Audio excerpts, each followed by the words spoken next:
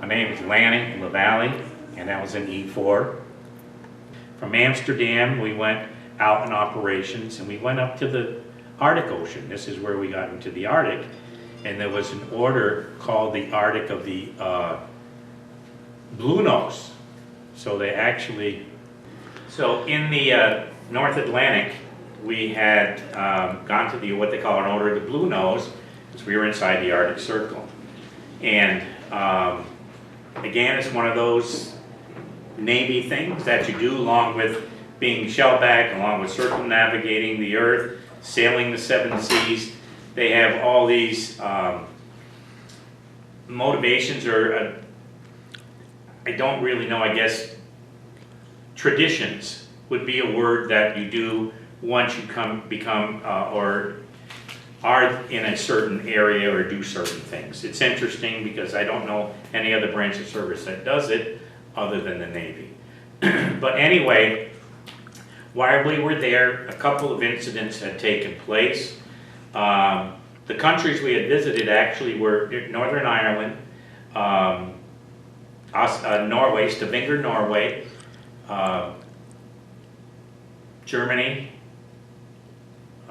Amsterdam, or the Netherlands, the Azores again. So it's kind of interesting. We did operations up there with NATO. We operated with the carrier, the USS Essex. We had a couple of incidents that for years we were not allowed to, it was secret at the time. Now this is 1968, early 69. Things that we weren't allowed to tell or relate to anyone, but now, who cares? It's 50 years later, plus. So anyway, we had an incident, one of the incidents that we had was the USS Essex could not launch ships, our aircraft, because the Russians had 2 airplanes that kept circling the flight deck from the carrier, and so our ships we couldn't get our aircraft up. Well, we were the lead ship. There was always, when you were operating with a carrier, you had a ship or 2 up front, some alongside, in the back. Generally you had 6 or 7 ships that operated for the protection of the carrier, basically. That's what a tin can is. It's a they call it a tin can because that's what it is. You're operating basically in a tin can.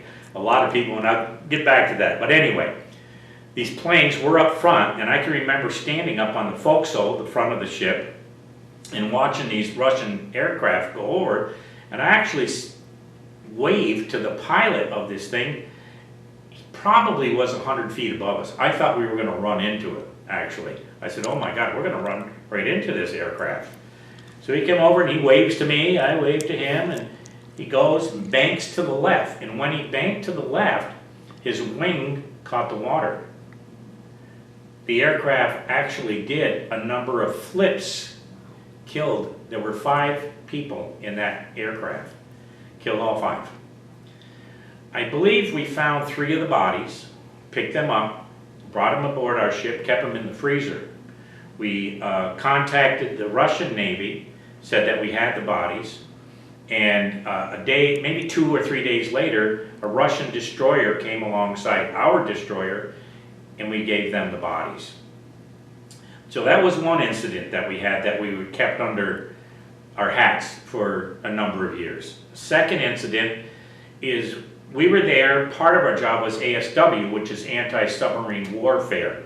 We tracked down, traced, challenged Russian submarines.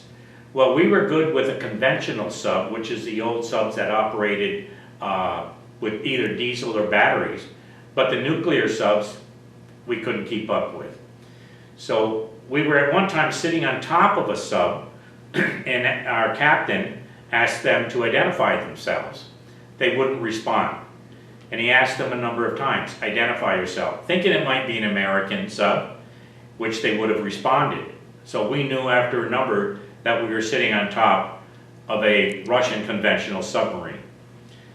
So the captain said, what I want people to do, he announced it over the ship, is go get hand grenades.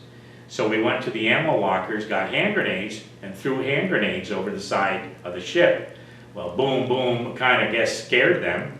Next thing you know, this Russian submarine surfaced probably 100 feet from us. And all these guys from the Russian submarine are taking pictures of us. We're taking pictures of them. And then we're waving at each other and they're waving at, you know, we're just having a good old time. And eventually they moved on, we moved on.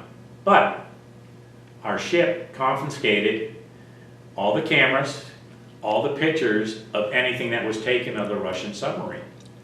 So if you had a 35 millimeter, they took the film and destroyed the film, pulled it out of your camera, exposed it. Or they took, we had small cameras at the time, little Kodak cameras, that you would take the picture and you would send the camera back to Kodak and they would take the pictures and, you know, they would develop them and send them back to you.